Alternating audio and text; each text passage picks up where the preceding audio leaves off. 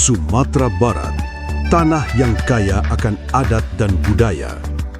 Tanah yang menjunjung tinggi nilai kebersamaan. Tempat alam dan manusia hidup berdampingan.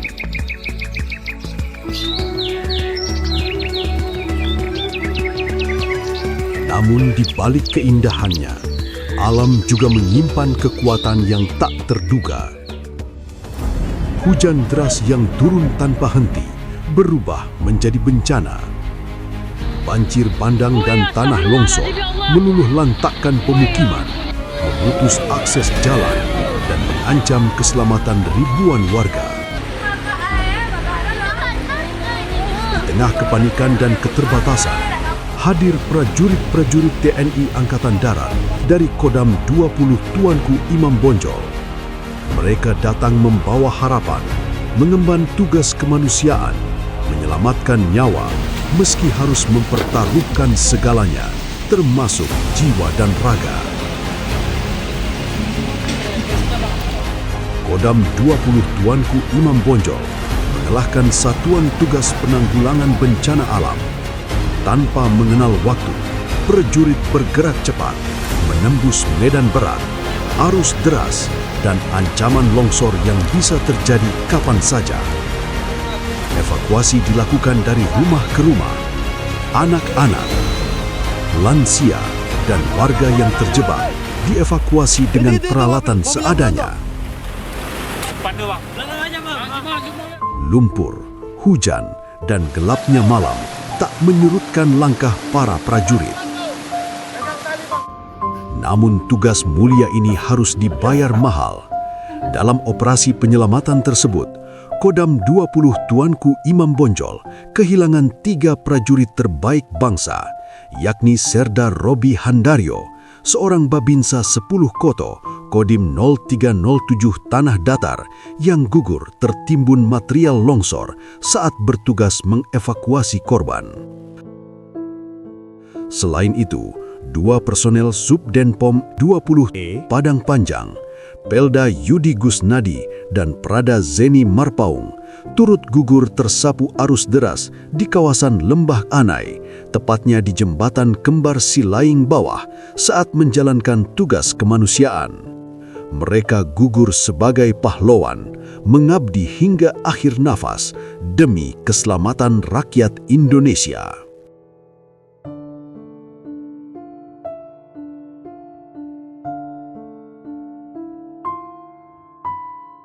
Pagi itu di tanggal 27 November pagi, setelah malamnya kami mendapatkan informasi dari jajaran bahwa terjadi longsor yang menutup jalan di jalur Padang Bukit Tinggi. Saya selaku Komandan Kodim mengecek ke wilayah. Kami di situ menghimbau kepada seluruh masyarakat untuk mengungsi. Kami sempat menyampaikan kepada personil yang standby ataupun sedang dalam proses evakuasi warga supaya pada saat itu jangan berlama-lama di lokasi tersebut, Kapan. Karena setelah melihat debit air yang makin naik, kemudian ada beberapa potong kayu yang terbawa arus, kan. Saya cuma menilai ini air debitnya makin tinggi. Posisi kami berteduh tadi terkena banjir bandang atau galudu itu tadi.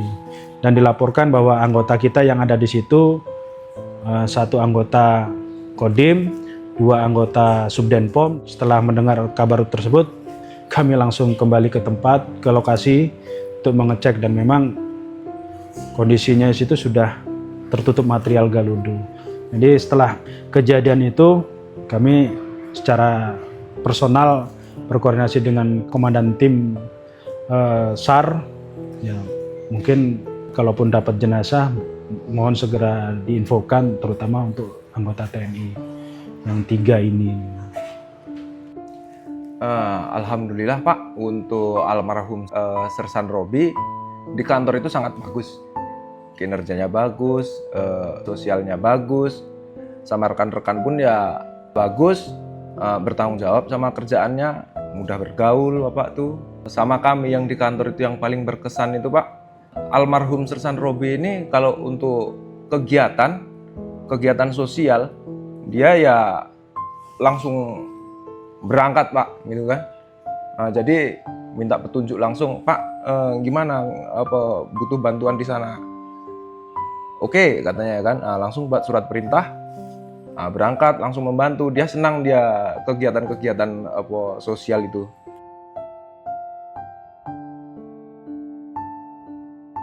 Jam 7:30 dia berangkat dari rumah. Jam 8:30 hati saya nggak enak. Saya hubungi melalui WA, memanggil. Saya hubungi melalui telepon biasa, masuk, cuma nggak diangkat. Sampai jam 1:30 nggak diangkat. Jadi saya dapat kabar kalau Bapak kena longsor. Jadi saya terdiam, saya shock. Saya sampaikan sama anak-anak, kalau itu papa nggak ada, adik jadi anak yatim. Anak saya yang perempuan hancur, tapi saya kuatkan.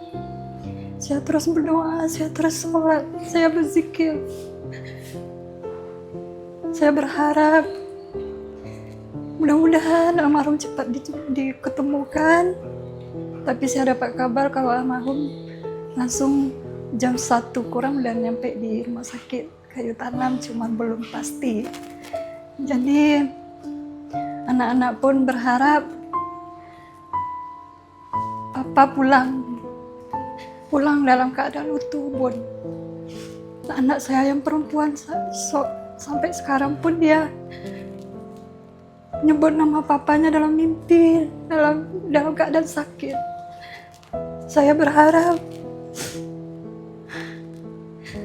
minta sama Tuhan pulang dengan selamat. Itu aja. Saya berusaha menguatkan anak-anak yang laki-laki. Anak laki-laki saya terpuruk, saya emosi bahwa itu bukan papanya. Dia ngomong bukan papa. Cuman saya kuatkan itu memang papa.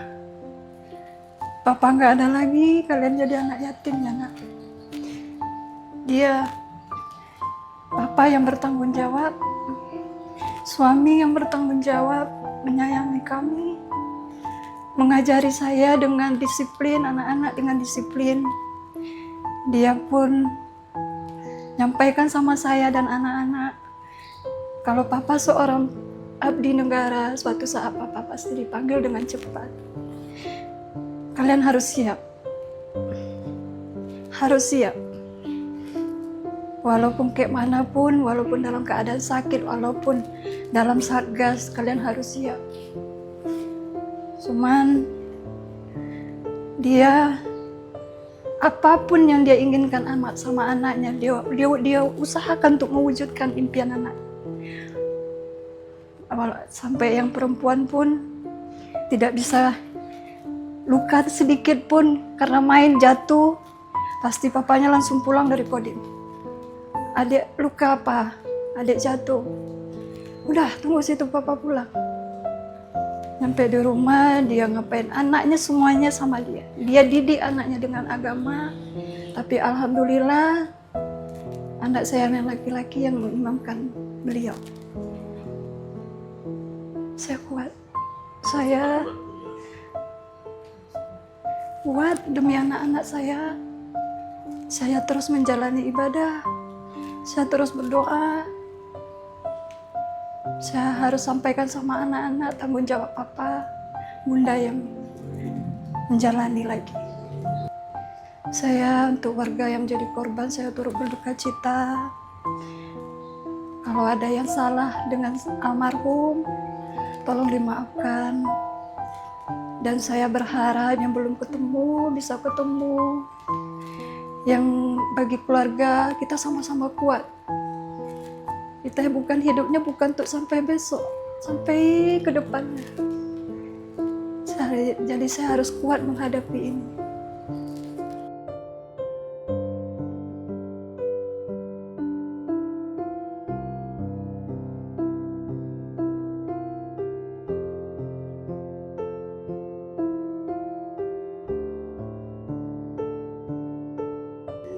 Bus langsung dari belakang itu kata hilang semua kayak rumah, warung yang di pinggir jalan. Udah ini Lewat. sekejap mata aja kata saksi mata yang selamat.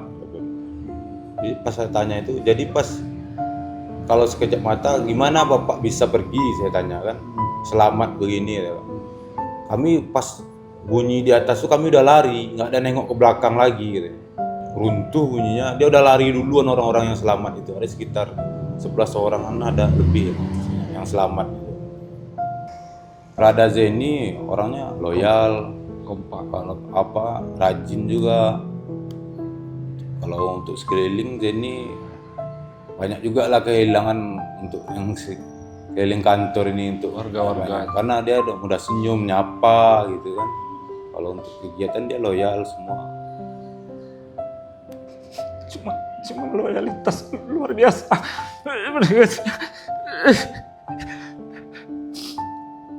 Loyalitas terhadap tugas luar biasa.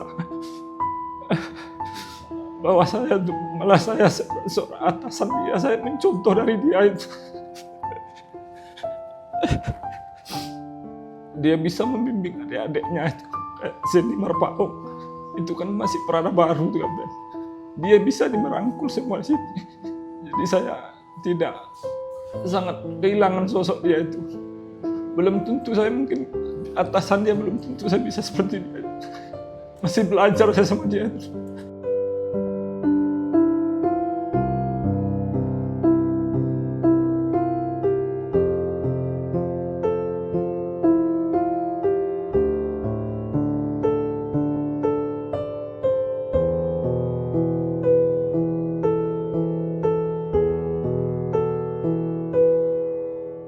Pengorbanan Serda Robi Handaryo, Pelda Yudi Gusnadi, dan Prada Zeni Marpaung bukan sekedar kehilangan bagi keluarga dan rekan-rekan mereka.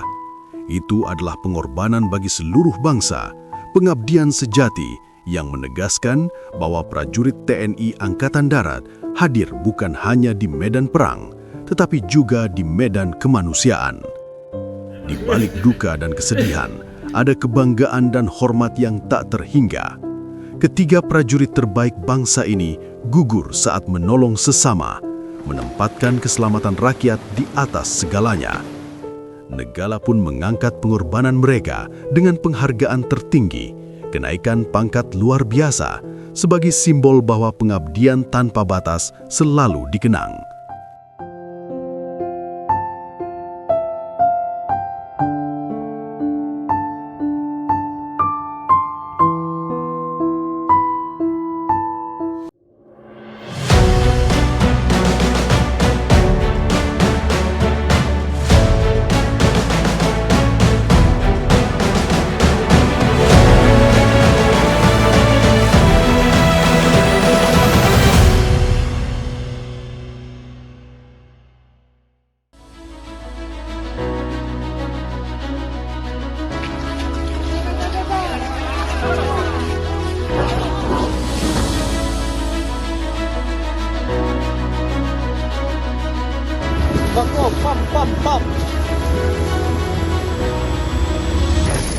TNI Angkatan Darat melalui Kodam 20 Tuanku Imam Bonjol berkomitmen hadir di tengah rakyat, bukan hanya saat bencana melanda, tetapi juga dalam setiap tahap pemulihan kehidupan masyarakat.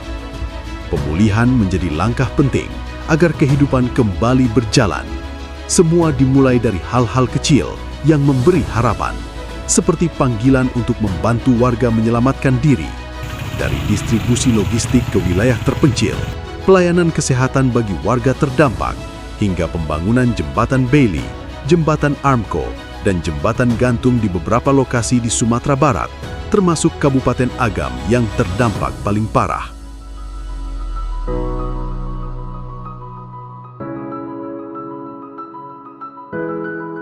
Jembatan-jembatan ini dibangun untuk menghubungkan kembali daerah yang terisolasi, membuka akses jalan yang terputus akibat banjir dan longsor, sehingga warga bisa melanjutkan aktivitas sehari-hari dan roda perekonomian mulai berputar kembali. Mengantarkan pisang ke Sikobo. Terima kasih banyak Pak Prabowo.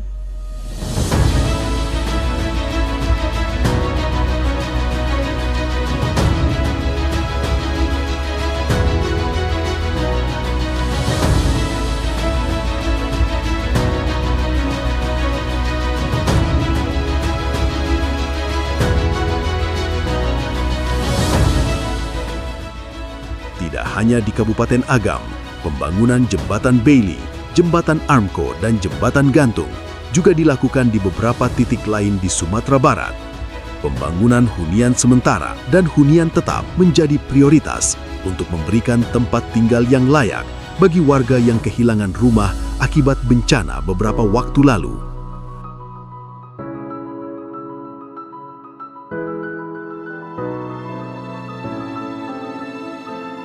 Sesuai dengan instruksi Bapak Presiden melalui Bapak Kasat, di mana Bapak Kasat ditunjuk sebagai dan Satgas Percepatan Pembangunan Jembatan di daerah berdampak bencana, khususnya di Sumatera Barat.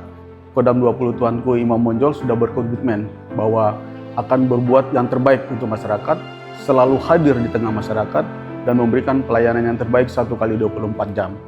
Tentunya komitmen ini didukung dengan kesiapan personil, material, fisik, dan mental bagi seluruh prajurit Kodam 20 Tuanku Imam Monjol.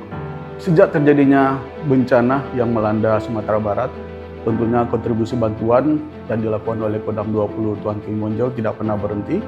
Seluruh tenaga dan kemampuan dikerahkan, terutama dalam mendukung logistik. Pelayanan logistik itu sendiri dilaksanakan baik dari darat, laut, dan udara.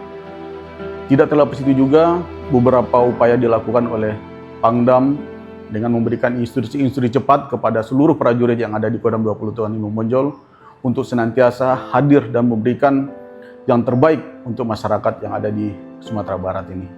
Pada masa transisi ini, sampai dengan masa rehabilitasi dan konstruksi, Kodam 20 Tuanku Imam Monjol telah melaksanakan pembangunan pada tahap pertama, yaitu Jembatan Bailey sebanyak 4 unit. Kemudian dilanjutkan dengan tahap kedua, 7 titik pemasangan Jembatan Bailey, dilanjutkan dengan tahap kedua juga khusus untuk Jembatan Armco itu pada tahap pertama yaitu 5 unit, kemudian rencana ke depan akan ada penambahan untuk Jembatan Armco sebanyak 9 titik. Tidak terlepas itu juga, Kodam 20 Imam Monjol juga membangun ada 10 titik untuk pemasangan jembatan perintis ataupun jembatan Garuda. Ditambah lagi itu, di luar apa yang sudah dikerjakan, Kodam 20 Tuanku Imam Monjol dengan seluruh prajuritnya dikerahkan untuk mempercepat pembangunan hunian sementara dan hunian tetap yang merupakan bagian dari bentuk pelayanan terhadap masyarakat memulihkan Sumatera Barat ini. Saat ini Kodam 20 Tuanku Imam Monjol telah membangun hunian tetap dan hunian sementara, di mana di hunian tetap itu sendiri rencana ke depan akan dibangun 4 titik, dan untuk hunian sementara sudah berlangsung dan sudah ada beberapa titik yang diresmikan sebanyak 7 titik. Bukan itu saja, Kodam 20 Tuanku Imam Monjol juga mengambil langkah-langkah tegas dengan membangun MCK maupun sumur bor pada daerah maupun wilayah yang berdampak. Pasca penetapan berakhirnya tanggap darurat oleh pemerintah provinsi, dukungan dari pemerintah pusat tidak berhenti. Bantuan berupa alat berat, ekskavator, doser terus berdatangan. Tidak hanya itu saja, material berupa dump truck, damkar yang digunakan untuk mengangkut sisa-sisa lumpur dan membersihkan lumpur di fasilitas umum berupa sekolah, jalan-jalan, rumah ibadah, dan lain-lain juga dimanfaatkan dengan secara maksimal. Kodam 20 Tuanku Imam Monjol juga mendapatkan bantuan berupa mobil RO atau reservoir osmosis yang digunakan untuk mengolah air sungai ataupun air sumur yang ada di daerah yang berdampak bencana untuk diolah menjadi air yang siap untuk konsumsi. Harapannya adalah semua material dan dukungan yang diberikan bisa memberikan hal yang terbaik bagi masyarakat. Tentunya kami berharap sangat bahwa Sumatera Barat bisa segera pulih dan aktivitas masyarakat bisa segera lancar. Kita berharap yang terbaik untuk Sumatera Barat, Sumatera pulih, dan Sumatera maju bangkit dari bencana. Kehadiran mereka tidak hanya membantu proses evakuasi, menyalurkan logistik dan memberikan pelayanan kesehatan, tetapi juga membangun jembatan untuk mengembalikan akses jalan yang menghubungkan antar desa dan kabupaten, serta menyediakan hunian sementara dan hunian tetap bagi warga yang kehilangan tempat tinggal. Bantuan dan dedikasi prajurit TNI ini telah memberikan harapan baru, membuka kembali jalan kehidupan masyarakat, dan meneguhkan rasa aman bagi warga terdampak bencana di Sumatera Barat. Di mana kami yang tadinya putus harapan, karena biasanya kalau banjir ini selalu putus jalannya, kami biasanya bertahun-tahun baru bisa memperbaiki jembatan oleh swadaya masyarakat. Tapi karena instruksi dari Bapak Presiden Prabowo, kemudian selama ini kami mendengar di internet, di sosial media itu katanya TNI untuk rakyat. Dan hari ini kami masyarakat membuktikan hal tersebut. Kami sangat berterima kasih dan bangga bersama TNI. Tolong sampaikan salam kami kepada Bapak Prabowo.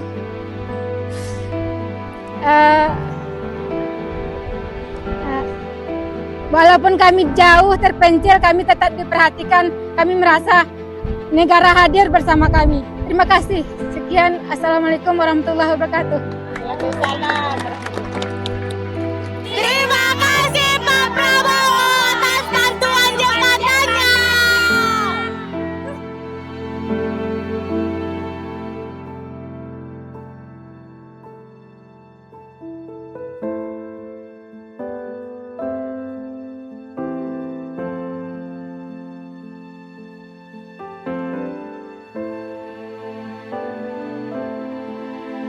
Dedikasi prajurit TNI Angkatan Darat tak pernah mengenal lelah. Dari pagi hingga malam, mereka menembus jalan curam dan terjal, menjangkau wilayah yang sulit dicapai kendaraan maupun pesawat. Bahkan untuk lokasi paling terpencil, mereka berjalan kaki, membawa logistik dan kebutuhan warga terdampak, serta memastikan bantuan sampai ke tangan yang membutuhkan. Kehadiran prajurit Kodam 20, Tuanku Imam Bonjol, bukan sekedar menjalankan tugas, tetapi menyalakan kembali harapan, menghadirkan rasa aman, dan meneguhkan kebersamaan di tengah masyarakat. Di tangan prajurit-prajurit TNI Angkatan Darat, warga tak lagi merasa sendiri. Mereka menjadi bukti nyata bahwa di setiap langkah dan pengorbanan selalu ada kepedulian yang tulus untuk sesama. Iya, makasih ya Pak.